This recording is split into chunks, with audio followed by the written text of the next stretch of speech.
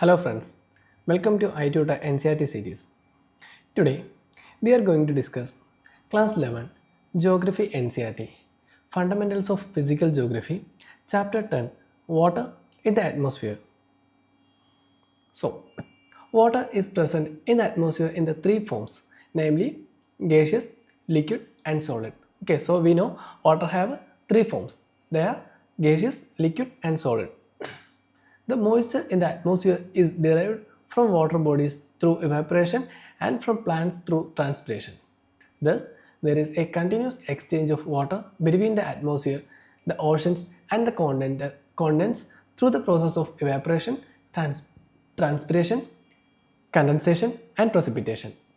Okay, so the exchange of water, the exchange of water between atmosphere, the oceans and the continent, these are through the process of evaporation, transpiration, condensation and precipitation. Now, water vapor present in the air is known as humidity. So what is known as humidity? It is the amount of water vapor present in the air. Okay, so that is known as humidity. It is expressed quantitatively in different ways. The actual amount of the water vapor present in the atmosphere is known as the absolute humidity. So what do you mean by absolute humidity?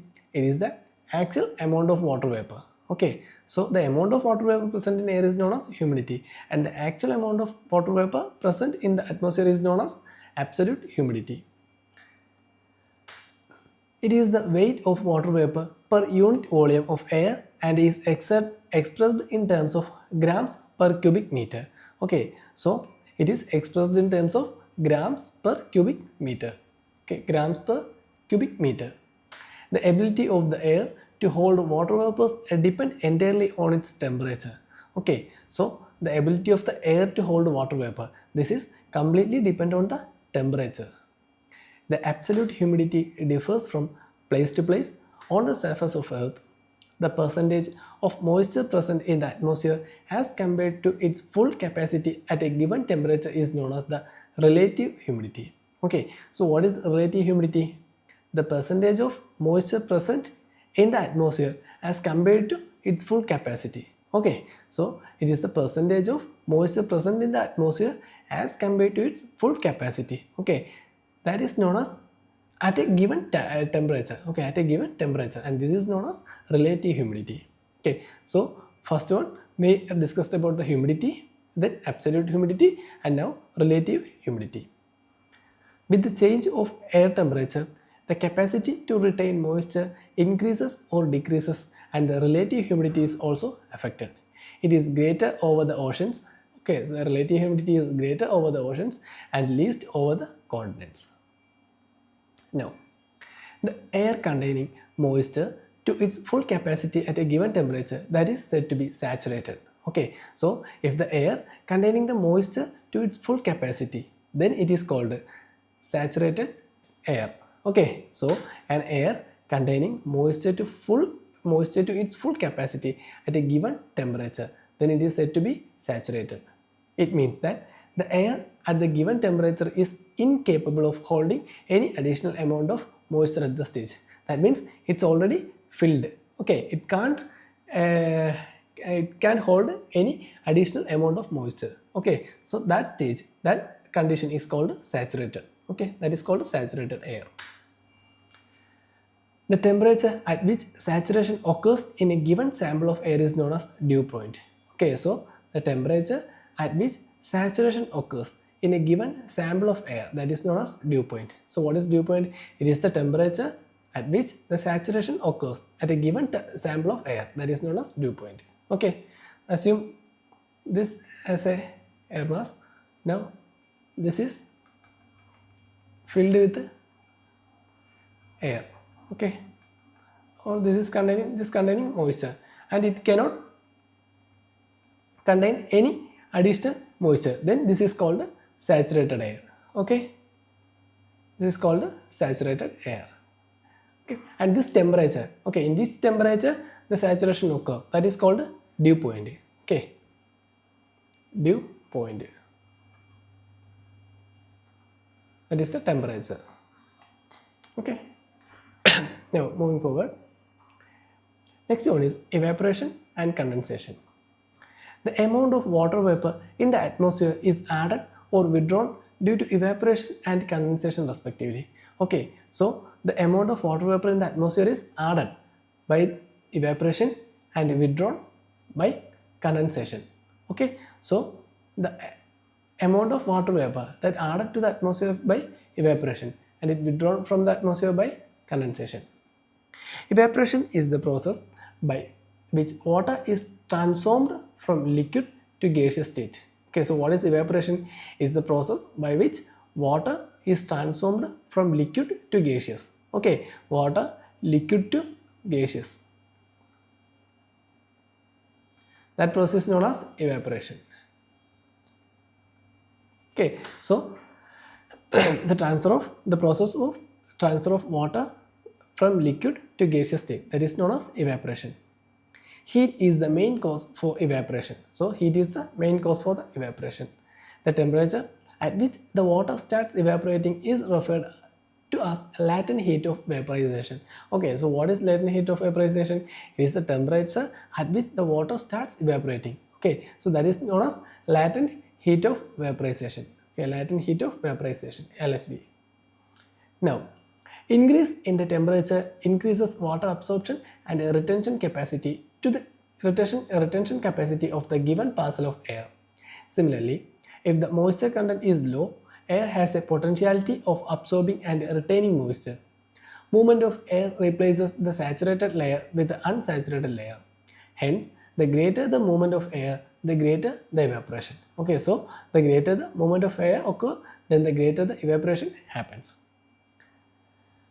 The transformation of water vapor into water is called condensation. Okay, so next one is the water vapor into water.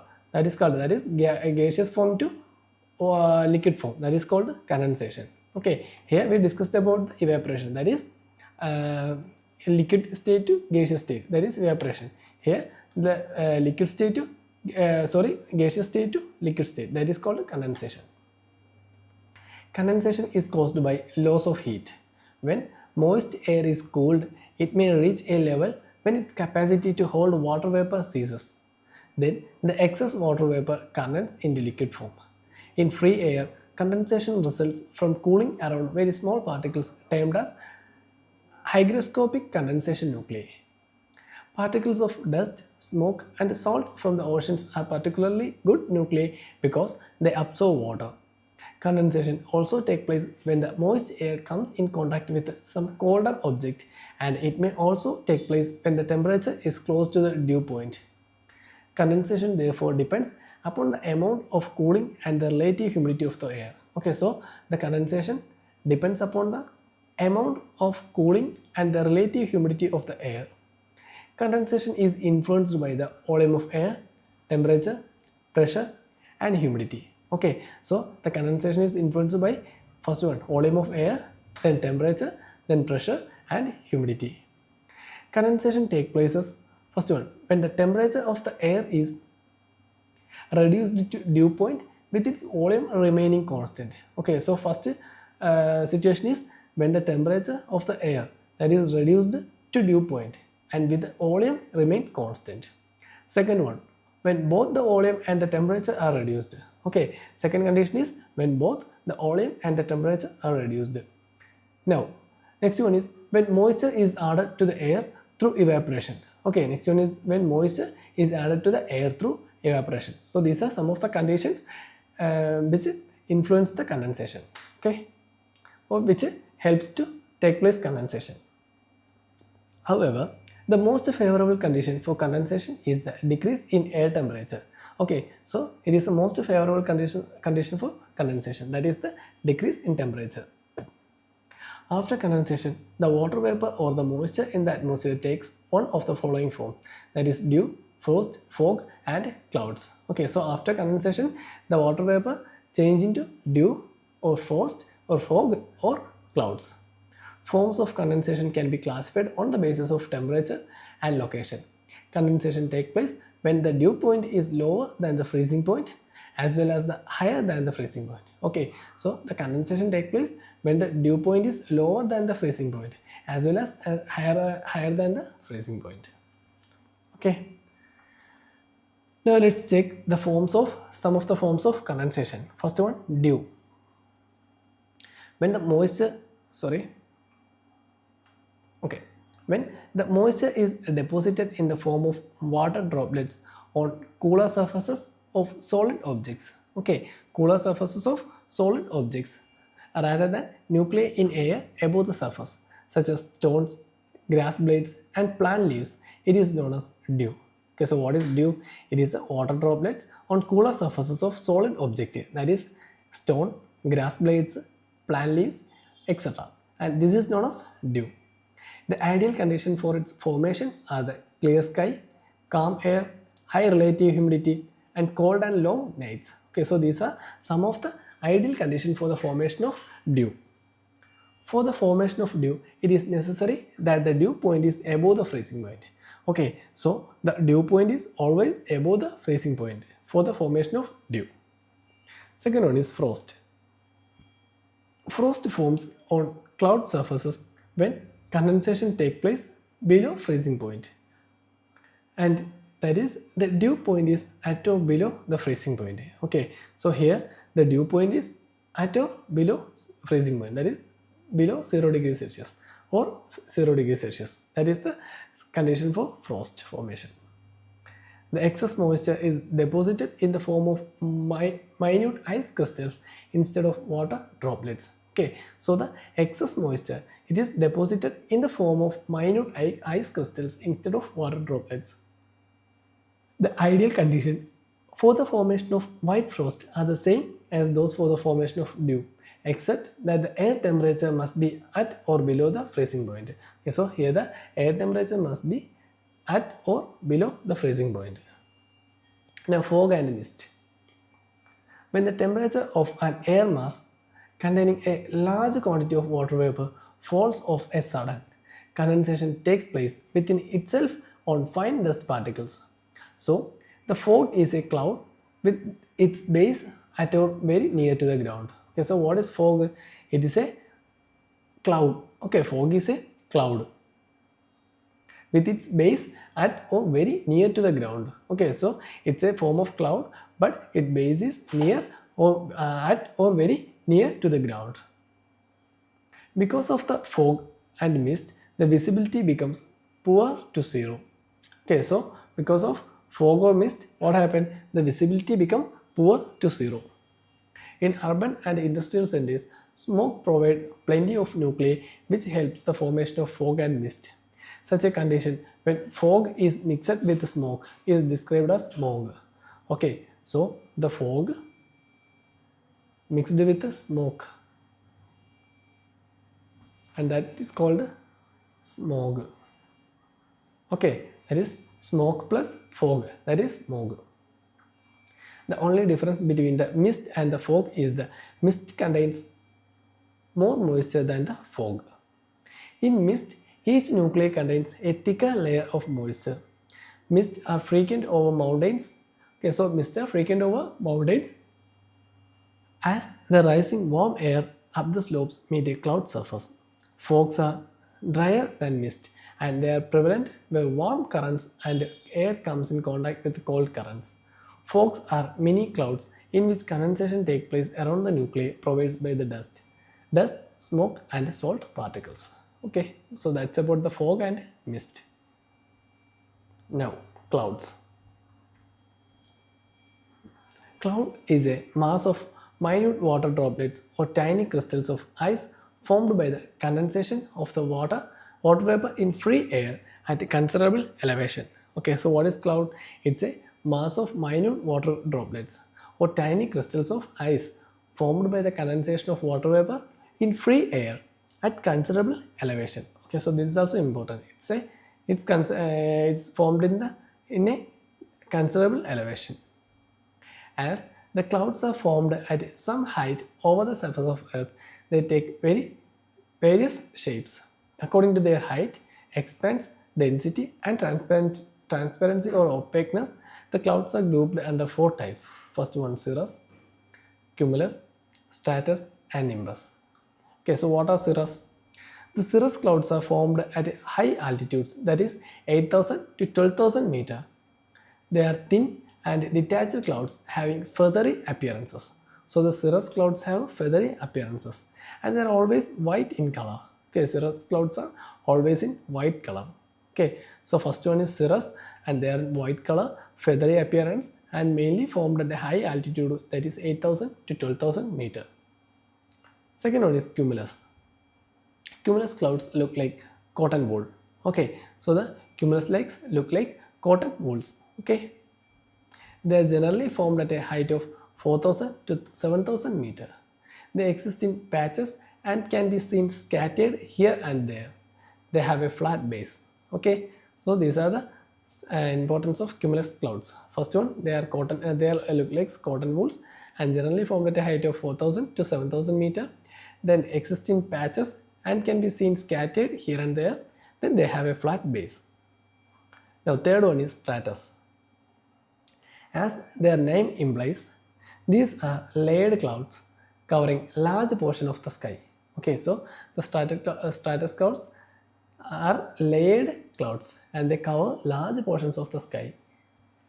These clouds are generally formed either due to loss of heat or the mixing of air masses with a different temperature. Okay, so how they formed? They generally formed either due to loss of heat or the mixing of air masses with a different temperature. Now, final one is nimbus clouds. They are black or grey, dark grey color. Okay, so the nimbus clouds are dark or black, dark grey or black color. They form at a middle levels or very near to the surface of the earth. These are extremely dense and opaque to the rays of sun. Sometimes the clouds are so low that they seem to touch the ground. Nimbus clouds are shapeless masses of thick vapor. So these are shapeless masses of thick vapor. Now, a combination of these four basic types can give rise to the following types of clouds.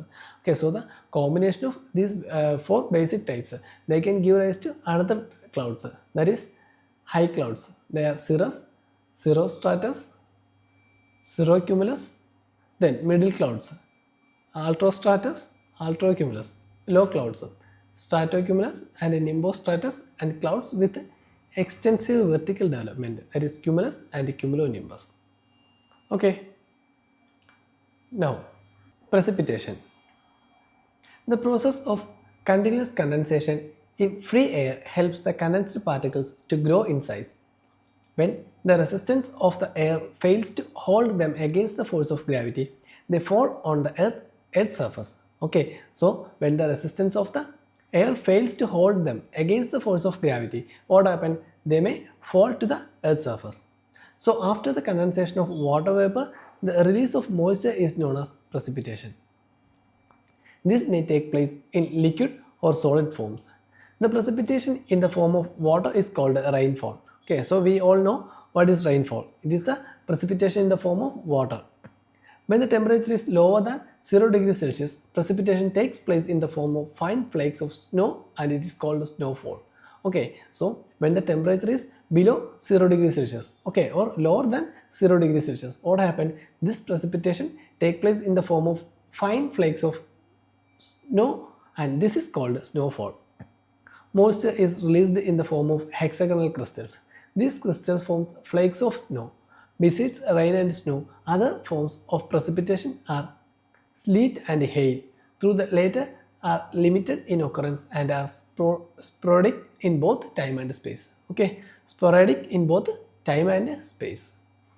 Now, sleet is frozen raindrops and frozen melted snow water. When a layer of air with temperature above freezing point overlies a sub-freezing layer near the ground, precipitation takes place in the form of sleet. Raindrops which leave the warmer air encounter the colder air below. As a result, they solidify and reach the ground as small pellets of ice and not bigger than the raindrops from which they are formed. Sometimes, these drops of rain after being released by the clouds become solidified into small rounded solid piece of ice and which reaches the surface of the earth called hailstones. These are formed by the rainwater passing through the colder layers. Hailstones have several concentric layers of ice one over the other. Now, types of rainfall. On the basis of origin, rainfall may be classified into three main types. First one, conventional, orographic or relief, and cyclonic or frontal rainfall. So these are the main three types of rainfall based on the origin. First one, conventional rainfall, then orographic or relief rainfall, and final one, cyclonic or frontal rainfall. First one, conventional rain. The air on being heated becomes light and rises up in conventional currents. As it rises, it expands and loses heat, and consequently condensation takes place and cumulus clouds are formed. Okay, so the air on being heated becomes light and rises up in conventional currents. As it rises, it expands and loses heat, and consequently condensation takes place and the cumulus clouds are formed. With thunder and lightning, heavy rainfall takes place, but this does not last long. Such rain is common in the summer or in the hotter part of the day. It is very common in the equatorial regions and the interior part of the continents, particularly in the northern hemisphere. So that is called conventional rain. Second one is orographic rain. As the name suggested, it is related to mountain. When the saturated air mass comes across a mountain, it is forced to ascend, and as it rises, it expands, the temperature falls, and the moisture is condensed. Okay, so when a saturated air mass comes across the mountain, what happens? It is forced to ascend. Okay, so if this is a mountain, the saturated air mass comes and it forces it to ascend. Then what happens? When it expands, when it rises or it expands, and the temperature falls. Okay, temperature falls and the moisture is condensed. The chief characteristics of this sort of rain is that the windward slopes receive greater rainfall. Okay, so in this case, the windward slope receive greater rainfall, and the other side is always rain shadow area. After giving rain on the windward side, when these winds reach the other slope, they descend and their temperature rises. Okay, so what happened? When they reach the other side, they descend and the temperature rise. Then the capacity to take in moisture increases, and hence these leeward slopes remain rainless and dry. Okay, so the leeward slope always seen in rainless and dry. The area situated on the leeward side which gets less rainfall is known as the rain shadow area. It is also known as a relief rain. Now, third one is cyclonic rain. So we already read about the extratropical cyclones and cyclonic rain, that is in chapter 9. Now, so the cyclonic rain is only about the cyclones. It is because of the cyclone. Okay, so you can check that chapter to understand the cyclonic rainfall. Okay, so the cyclonic rain is related to the cyclone. Okay, extratropical cyclone. So the effect of extratropical cyclones causes rainfall, and that is called cyclonic rain. Now, world distribution of rainfall. Different places on the Earth's surface receive different amount of rainfall in a year, and that too in different seasons. In general, as we proceed from the equator towards the pole, the rainfall goes on decreasing steadily. The coastal areas of the world receive greater amount of rainfall than the interior of the continent. Okay, so the coastal areas of the world, they receive greater amount of rainfall than the interior of the continent. The rainfall is more over the oceans than on the landmasses of the world because of being great source of water. Between the latitudes of 35 degree and 40 degree north and south of the equator, the rain is heavier on the eastern coast and it goes on decreasing towards the west. Okay, so between 35 degree and 40 degree north and south of the equator, the rain is heavier on the eastern coast and it goes on decreasing towards the west. Okay, so between these latitudes, the rain is heavier on the eastern coast and it goes decreasing towards the west. But between 45 degree and 65 degree north, okay, so this is not 0, it is degree. Okay, so between 45 degree and 65 degree north and south of the equator, due to the westerlies, the rainfall is first received on the western margin of the continent and it goes on the decreasing towards east. Okay, so between 35 degree and 40 degree, what happened? That is in north and south, south of equator, the rainfall is mainly in the western side. Okay, sorry, rainfall is heavier in the eastern coast and decreasing towards the western coast. But between 45 degree and 65 degree north and south, what happened? It is mainly in the western side because of the westerlies. Wherever mountains run parallel to the coast, the rain is greater on the coastal plains, on the windward side, and it decreases towards the leeward side. On the basis of total amount of annual precipitation, major precipitation regimes of the worlds are identified. Now, the equatorial belt, the windward slopes of the mountain along the western coast is cool temperate zone, and the coastal areas of the monsoon land receives heavy rainfall of over 200 cm per annum. Okay, so the coastal areas of the monsoon land, they receive heavy rainfall over 200 cm per annum. Interior continental areas receive moderate rainfall varying 100 to 200 cm per annum. The coastal areas of the continents receive moderate amount of rainfall. The central part of the tropical land and the eastern and interior part of the temperate lands receive rainfall varying between 50 to 100 cm per annum. Areas lying in the rain shadow zone of the interior of the continent and high latitudes receive very low rainfall, that is less than 50 cm per annum. Seasonal distribution of rainfall provides an important aspect to judge its effectiveness. In some regions, rainfall is distributed evenly throughout the year, such as in the equatorial belt and in the western parts of the cool temperate regions. Okay, so that's about the chapter. If you have any doubts, you can comment below. For more videos, do like, share, subscribe.